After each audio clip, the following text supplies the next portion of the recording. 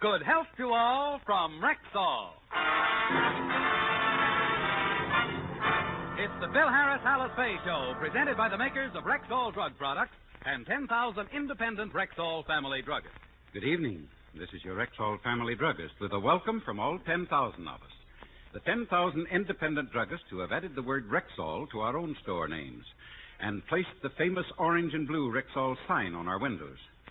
We've done that because we believe in the 2,000 or more drug products made by the Rexall Drug Company, and we confidently recommend them to our customers. One of the most famous of these products is Rexall Milk of Magnesia. It's so pure, so mild, so creamy smooth, and free from that unpleasant earthy taste. Even a child can spot the difference. Quality like that is what we family druggists are talking about when we tell you you can depend on any drug product that bears the name Rexall. Good health to all from Rexall.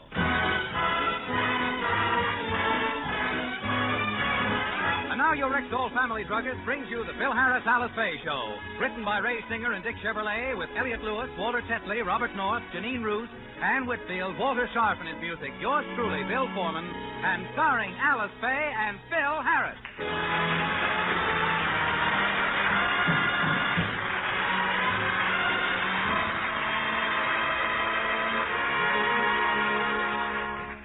Last week, Phil inadvertently acquired a year's contract with a female wrestler named Myrtle Nagurski, alias the Masked Mangler. A California state law prohibits women from wrestling, so Myrtle, out of gratitude, has insisted on earning her keep by working for the Harrises. She's moved in with them, and as we look in, she is serving breakfast to the family. Now eat your Wheaties, little one. Go on. Eat 'em all, honey. And when you grow up, you'll be as big and strong as I am. But I don't want to be as strong as you are. I don't want to weigh 240. Now, look, Myrtle, I've had 3 bowls of Wheaties already. Can't I stop? I don't want to be a champion. Well, now just keep eating. I'll tell you when to stop. How about you, Mrs. Harris? You only had 2 bowls. You better have another one. If you don't mind, I'd rather not. But you need the nourishment, dearie. Why, look at you, you poor thing. Why, I never saw anybody so skinny. Well, I bet you don't weigh more than 145 pounds. We gotta fatten you up, Blondie. Get a little flesh on your bones like me. You want to have a body like mine, don't you? Gee, if I only could. You could.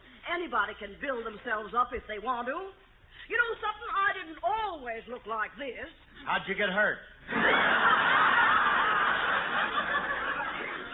You know, I used to be so skinny. When I was 14, I only weighed 170 pounds. And when I was 10, I only weighed 135. And when I was born... I know, you weighed 98 pounds stripped. Even today, I'm not my normal weight. I usually weigh in at 265. But now I'm all the way down to 240. Oh, you poor thing. You're nothing but skin and bones. No, skin and bones is right. I don't know what's holding me together. Maybe it's the fat. Myrtle, will you please bring the coffee in? Okay, Mrs. Harris. Oh, I wish you wouldn't walk so heavy. Every time she takes a step, my teeth rattle. I've never seen a dame so powerful. She's stronger than Remley's breath on a Saturday night. I know, Phil, and that's why we have to get rid of her. She means well, but she doesn't know her own strength. She breaks everything she touches. I want you to go in and tell her to leave. Who? Little old yellow-bellied me? Phil, are you afraid of Myrtle? What are you talking about? What do you mean, me afraid of? How dare you even... Yes. And another thing, Phil, she's been teaching the children how to wrestle. They idolize her, and if we don't put a stop to it, she'll make a couple of ruffians out of them. Oh, now, wait a minute. It's not that bad. You forget that we've taught our girls to be little ladies, and they're not going to be affected by any... All right. Stand back, folks. Make way for gorgeous baby Alice, the Encino Cyclone. Phyllis, what are you talking about? Where's your sister? Quiet. she's entering the ring now, weighing 72.5 pounds and wearing purple trunks. We give you the gorgeous one, Home Dee-dee-dee-dee-dee. Phil, look at baby Alice. She's strutting like gorgeous George. She's wearing my mink cape. Well, that's nothing. Those are my bobby pins she's throwing. Now stop this, girls, immediately. Baby Alice, I want you to have your breakfast. Now sit down. Okay, Ref. What do I get? The black or the white corner? I'll black or white corner her. Come here, you. I'll take you across my knee. Don't touch the gorgeous one. You haven't been sprayed yet.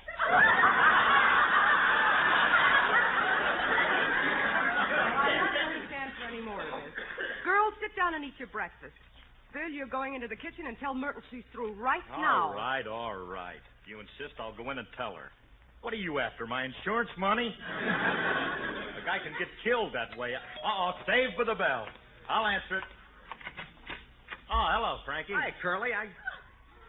Hey, you look a little pale. What's the matter? Frankie, I'm about to go into that kitchen and commit suicide. Oh. I knew Alice was a lousy cook, but I didn't think she was that bad. Emily, stop saying things like that. Alice's lousy cooking has nothing to do with it. Well, it's about Myrtle. Oh. And how is Miss Nagurski, girl moose? Well, she looks a little neater since we took her antlers off. She can get through the doors now. Look, Remley, I'm glad you're here because, kids, you can help me. Look, Myrtle and Alice don't get along together, and it's up to us to throw that dame out. Okay, you grab Alice by the shoulders, I'll grab her by the feet. Not Alice. Myrtle's the one we have to throw out. Curly, are you crazy? You realize Myrtle could take our two heads and crack them together like eggshells? Yeah. She could break every bone in our bodies. Cut it out! We got to go in and throw Myrtle out, so come on. All right. I know it's a tough job, but we'll do it together. Let's just gird our lions and go in. After all, I ain't afraid of no woman. Open that door. Myrtle? What do you want, Shorty? Myrtle? You said that already. All right. I'll handle this. Myrt? Oh, listen to this boy ad lib. Myrt? Why don't you try myrrh?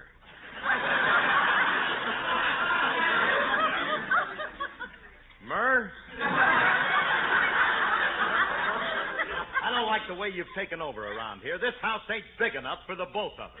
So one of us will have to leave.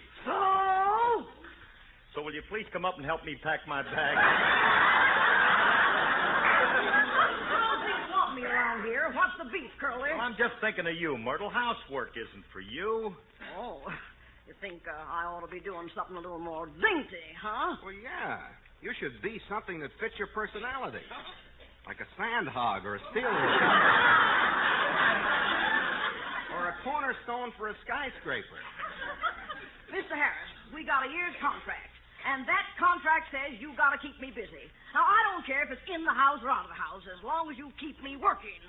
Well, wait a minute now, Myrtle. Look, you mean if I find you a job someplace outside that you'll take it? Yeah, if you want me to go. Get your hat and coat, Myrtle. Let's be on our way. Look, Remley, this is a cinch. All we got to do is to find somebody else to hire. Yeah. Well, don't stand there, Rem. Out with it. Out with it. Out with what? Now is the time to know a guy. Don't be silly, Curly. I wouldn't wish her on anybody. Besides, I don't know anybody I dislike well enough except Mr. Scott of Rexall. And Curly, I know a guy. Guy? Yeah. Sure, a lot of Rexall stores put people on for the Christmas rush. Maybe we can get her a job with one of the independent Rexall druggists, huh? Yeah. All right, come on, Frankie. Now, let's get Alice, and we'll take Myrt down to see Mr. Scott. You know something? Our troubles are over. I don't know why I'm afraid of Myrtle. Was the preacher afraid of the bear? What preacher and what bear? I'm glad you asked that, Billy Graham. Just happened to have two courses explanation.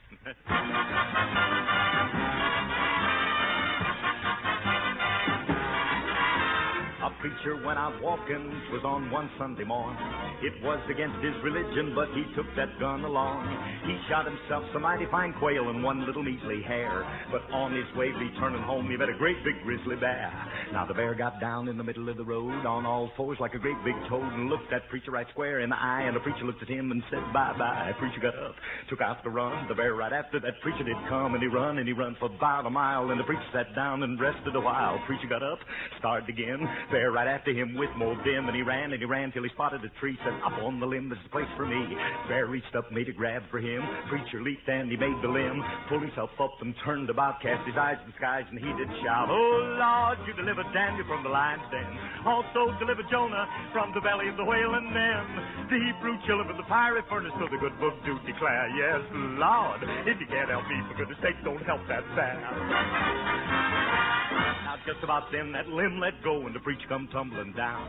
Reached in his pocket, pulled his razor out just before he hit the ground. He hit the ground with an awful bang. It was a terrible sight. That preacher and the bear with the razor in his hair just a-cutting left and right. They rolled around on the ground. The preacher was up and then he was down. The bear let out an awful moan and looked like the preacher was holding his own. Said, if I get out of here alive with that good book, I will abide. I'll never sin on Sabbath day and Sunday come. I'll pray into the heavens. He did glance, said, Lord, just give me one more chance. Then his suspenders gave away, and he knocked that bear 10 feet away. Preacher got up, made a bound for the tree where he'd be safe and sound, pulled himself up and turned about, cast his eyes to the skies, and he did shout, oh, Lord, you delivered Daniel from the lion's den. Also delivered Jonah from the belly of the whale, and then the Hebrew children from the fiery furnace. So the good book do declare, yes, Lord, if you can't help me, for goodness sake, don't help that bear.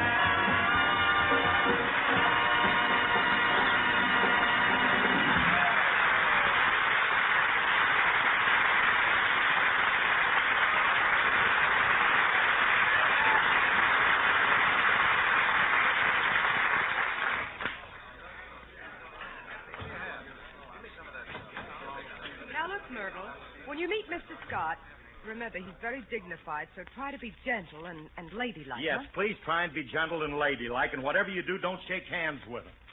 Every time you shake hands with somebody, their fingers drop off like ripe bananas. Hey, there's Scott over there by the counter. Hiya, Scotty. How do you do? Oh. If it isn't Remley, nature's biggest blunder. What are you doing here? Well, he came down with us, Mr. Scott. Oh, Mrs. Harris, it's a pleasure to see you. Aren't you going to say hello to me? Well, Mrs. Remley, too.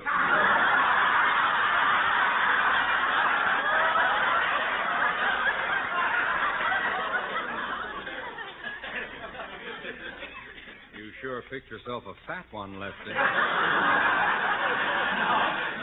No, Mr. Scott, she's not his wife. You see, she belongs to us. She came to live with us last week, you see. Oh, your mother-in-law. Mrs. Harris, you certainly have a beautiful mother. This is not my mother. Oh. Well, then you certainly have a handsome father. Oh,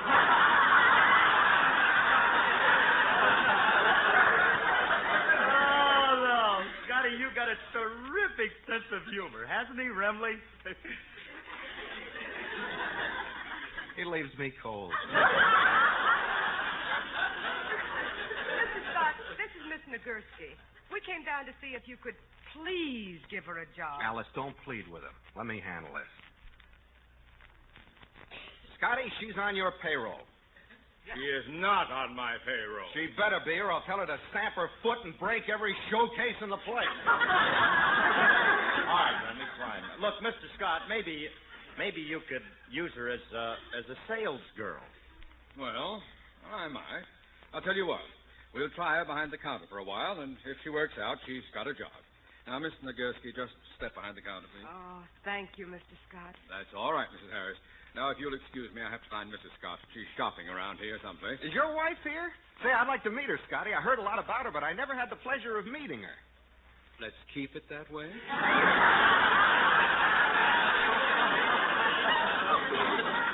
Gee, I never met her either, Scotty. I'd like Some to say... other time, Harris. I'm a little late now. Excuse me, please. Oh, I hope I didn't make a mistake hiring someone Harris and Remley recommended. Oh, well, if she doesn't work out, I can always fire her. Hello, Clyde. Hello, Cora. Well, what's the matter with you, dear? You look a little peaked. Have you been under a strain? Yes? Yes, I've just been talking to Remley and Harris. They wanted to meet you. Now, look, Cora, if you happen to see them, don't introduce yourself. Oh, well, I doubt if I'll run into them. I've done most of my shopping. I just have to stop at the perfume counter, then I'm on my way home. And don't forget, Clyde, we're having dinner out tonight. Yes. So get home early so we can get dressed. Yes, dear.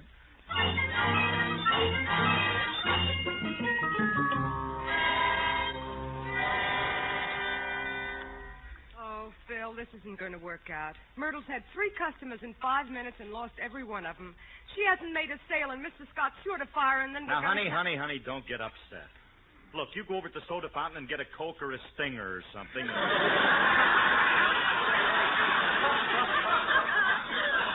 Frankie and me'll stay here with Myrtle, and we'll help her. Don't worry about it.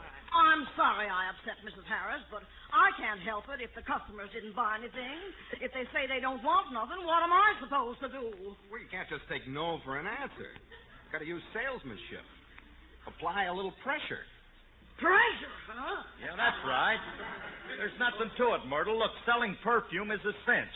Now, look, Myrtle, let us wait on the next person that comes in, and I'll bet anything I can sell the next customer. I'm the next customer, and how much do you want to bet?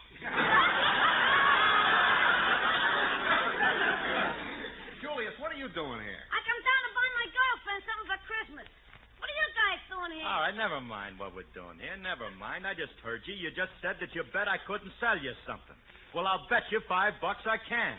It's a bet. Wait a minute. You got something in mind to buy, haven't you? Yeah, I got something in mind, and I'm very anxious to buy it. But you ain't going to be able to sell it to me. Why not? Because I ain't going to tell you what it is.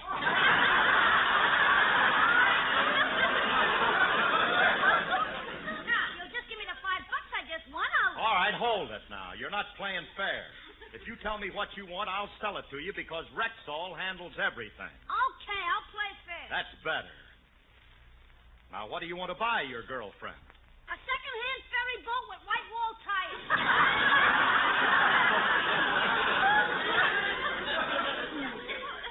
Very well, sir. If you'll just step over to our second-hand ferry boat with white wall tires department, we'll wrap one up. Frankie, will you cut that out? Now, don't get wild, Julius. Be reasonable. Okay, I'll make it easy for you. Show me one with regular tires.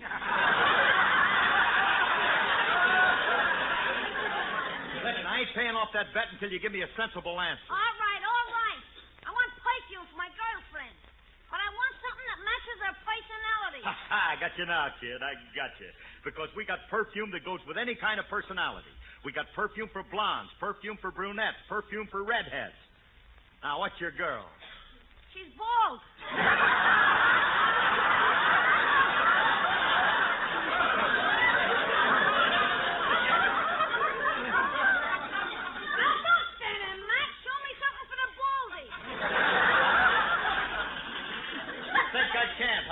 Myrtle, wrap up a dram of Glow Coat, number 5. Oh, Curly, you're wasting your time trying to sell this kid anything. He couldn't sell nothing to nobody. Maybe not to you, but I could to a human being. Perfume is a cinch to sell a woman. Why, perfume is a romantic item. All you have to do is to flatter them a little, and then... me, miss. May I see some perfume? Keep your shirt on, sister. I'll be right with you. Wait a minute, Myrtle, wait a minute. Say, Julius, if I sell this woman, is our bet still on? Yeah, you've been talking big. Let's see what you can do. Okay, watch closely, Mert, and you'll see an old master at work. May I please be waited on? Ah, bonjour, monsieur. Eat easy, please. It is a pleasure to serve a lady who has such a beautiful face and such a charming entourage.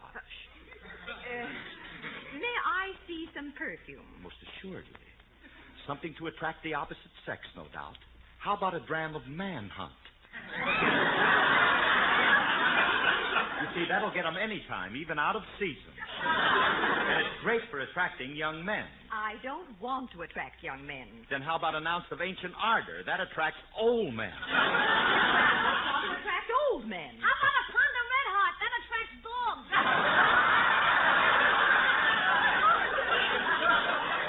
Julius, will you go away? Curly, you're going to need help. Lady, allow me to suggest a perfume that will blend with your personality. Let me study it. I know just the thing to enhance your brunette beauty. I'm a blonde. Oh, pardon me, I was looking at the roots.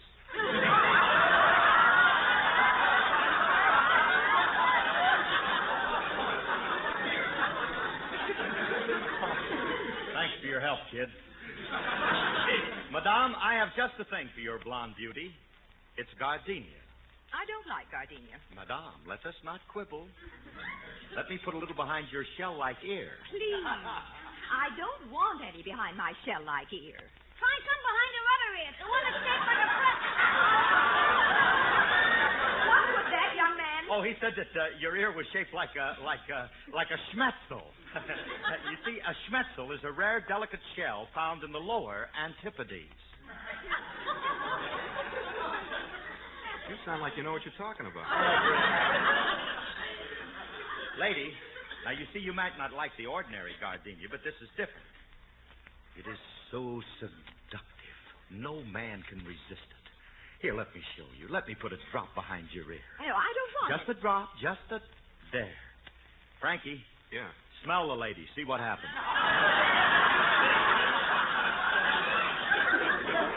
Yeah, okay.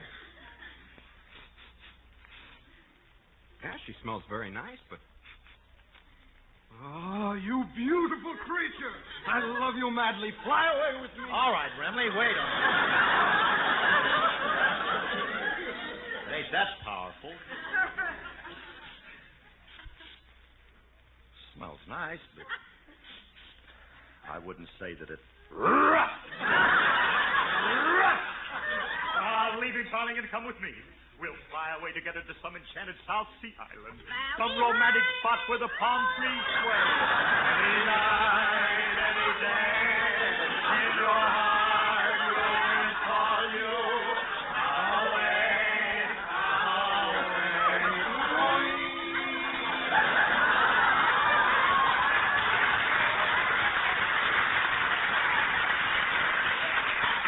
away. You madmen, please stop this. I've decided I don't want any perfume. I'm going to report this to Mr. Scott. Oh, now, wait a minute, lady. Wait a minute. Please don't get excited. Don't call Mr. Scott. That old goat has no sense of humor. What? But look, all I want you to do is to just smell the perfume. I don't want to smell it. Please. I don't want to. Oh, she's getting tough. Well, step aside, Mr. Harris. I know how to handle them when they get tough. Look, sister, my friend said smell it. Now bend over and smell it. Please, let go of my neck. But don't press so hard. You're hurting me. Please, stop. Myrtle, let go of her neck. Yes, sir. Oh.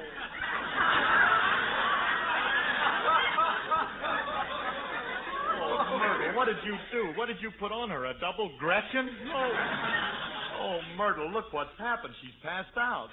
You told me to apply pressure. Oh, Frankie, how is this poor woman? Ah, she's all right, Curly. She just fainted from fright. Well, we better get this dame out of here. If anybody sees what we've done, we're dead. Now, come on, help me pick her up. We'll prop her between us, and then we'll walk her out. Okay. All right, I got it. All right, careful now. We don't want to... there you are. Well, Harris, how is Miss Nagurski doing? What's this? What happened to that woman you're holding up? Did she faint or something? Oh, no. A Christmas shopper. She's got a snoot full.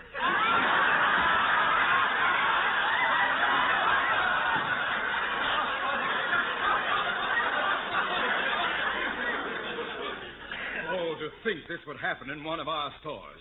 Get her out of here before anybody else... Wait a minute. She looks familiar. Let me lift her face up and see. Cora! Do you know this lush?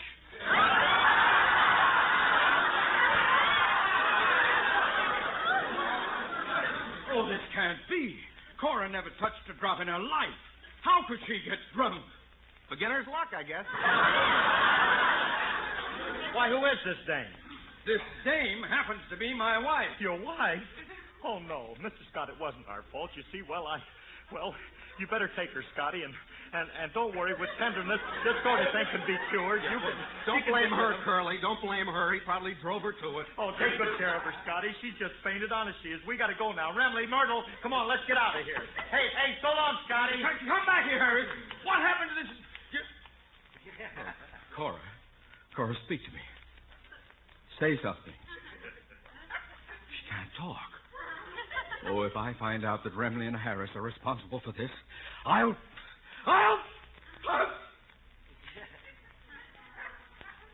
What am I getting sore about?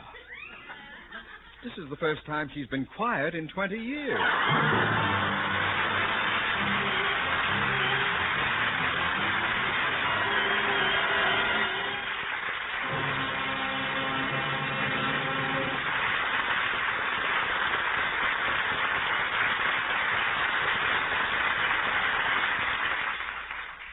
Alice and Phil will be back in just a moment. But first, here's your Rexall family druggist. Along about now, the big question in a mother's mind is, what will I give the family for Christmas? How right you are. And one of the finest year-round gifts she alone can make is one she perhaps hasn't thought of. What's that? Protection for her family against possible vitamin deficiency. I'm afraid I don't understand. Well, ma'am, most families are finicky. Dad doesn't like this, Junior hates that, and Susan has a horror of something else. And Mother just naturally cooks to please them.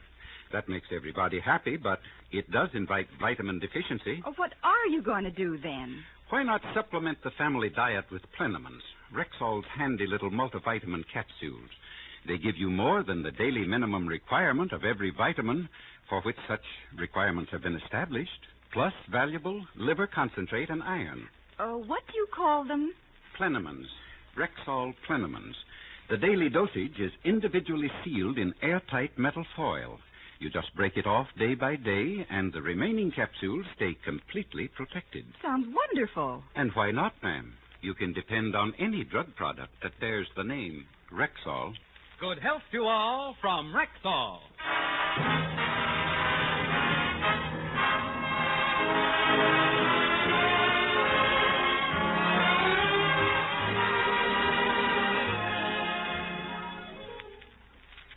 Phil, you mean you spoke to Myrtle and she still refuses to leave? That's right. You probably weren't forceful enough. Oh, the heck I wasn't. I walked into the kitchen, drew myself up to my full height, and looked her square in the stomach. Then I said, look, Myrtle, you've got to leave our house or I'll be forced to forget that I'm a gentleman and eject you bodily. She didn't even answer. She just smiled and patted me on the cheek. And what did you say? Nothing. I was too busy crawling around the floor looking for my teeth.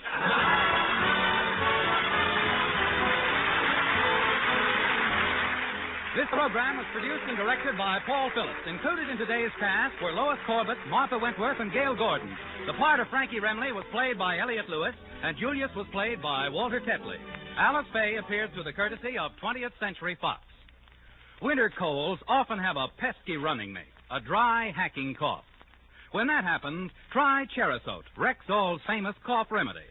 Pleasant-tasting Cherisote brings double-action relief, soothing irritated membranes and helping to loosen the cough.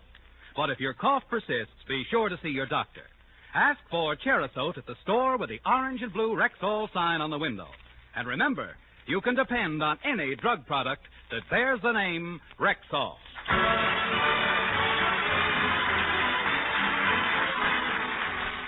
Sam Spade, then two great stars on Theater Guild follow immediately on NBC.